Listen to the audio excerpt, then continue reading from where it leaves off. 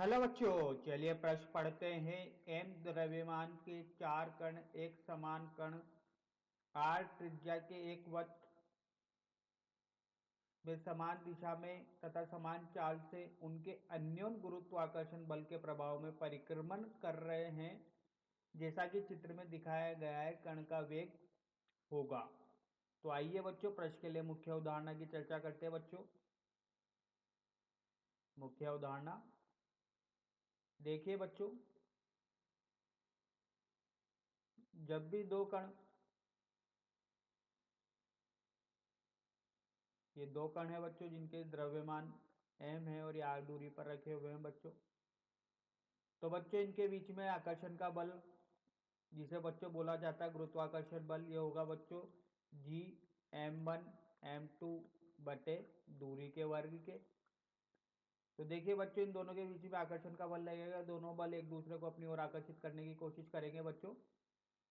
तो वही आकर्षण का बल बच्चों गुरुत्वीय बल से दिया जाता है। इसको गुरुत्वाकर्षण का बल बोलते हैं बच्चों। यहाँ पर जी एक नियतांक होता है जिसे गुरुत्वाकर्षण सार्वत्रिक नियतांक बोलते हैं बच्चों। अब देखिए बच्चों, अगर कोई भी कण अगर वृत्तीय पथ पर गति करता है, तो वृत्तीय पथ पर गति करते हुए कण के लिए बच्चों एक बल कार्यरत होता है जिसे बोलते हैं बच्चों अपकेंद्रीय बल। ये बच्चों अपकेंद्रीय बल जो होता है बच्चों बाहर की तरफ लगता है।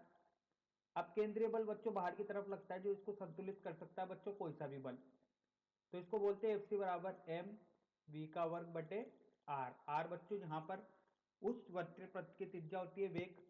उस वृत्तीय पथ पर गति करते हुए कण के लिए वेग होता है। तो बच्चों ये बल जो होता है केंद्रीय बल, इसे कोई सा भी बल प्रदान कर सकता है। जैसे कि अगर बच्चों रस्सी के केस की बात करें, तो रस्सी के केस में बच्चों ये बल तनाव बल हो सकता है बच्चों।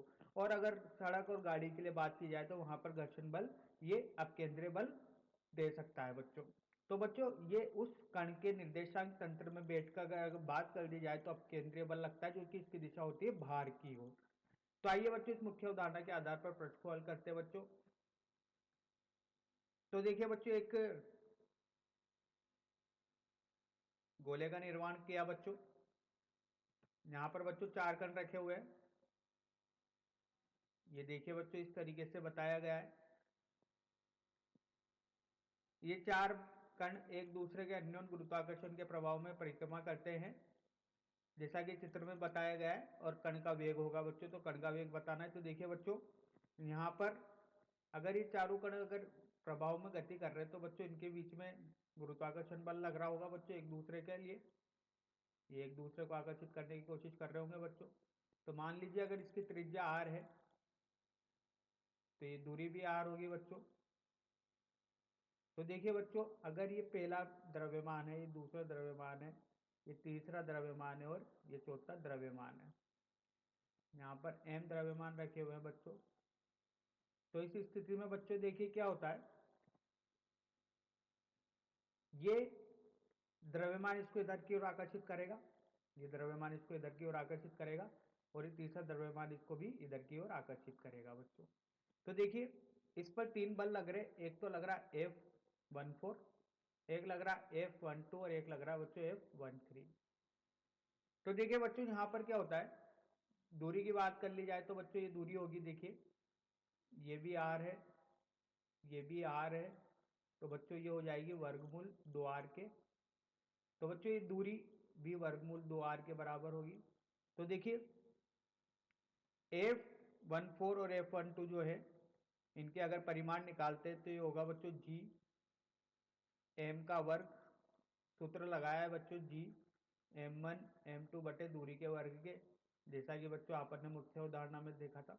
तो जी एम का वर्ग बटे वर्गमूल 2r का वर्ग, इसको हल करने पर मिलता है बच्चों जी एम का वर्ग बटे 2r का वर्ग। और बच्चों यही सेम परिमाण जो होगा, समान परिमाण F12 का भी होगा, क्योंकि दोनों के बीच में दूरी भी वही है। अब बच्चों तीन की बात की जाए, तो इसका होगा जी एम वर्ग बटे 2r का वर्ग।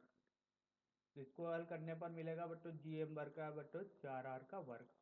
अब देखिए बच्चों, जो यहाँ पर F, ये दो बल है, F 1 4 और F 1 2, इन दोनों के बीच में कोण कितना है, 90 डिग्री। तो बच्चों इनका जो परिणामी बल होगा, इनका परिणामी बल Fr जो होगा, ये होगा वर्गमूल F के बराबर।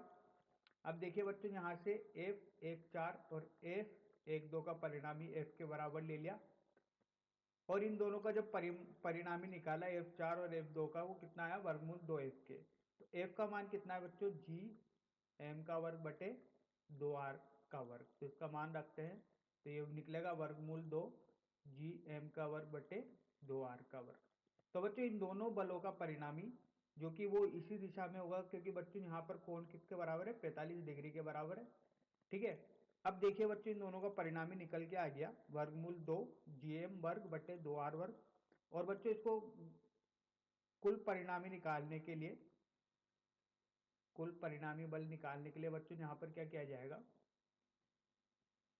इसमें एक और बल ऐड कर दिया जाएगा, जोड़ दिया जाएगा, gm का वर्ग बटे 2r का वर्ग धन F13 का बल जोड़ दिया जाएगा बच्चों, जी m का वर्ग बटे 4r का वर्ग।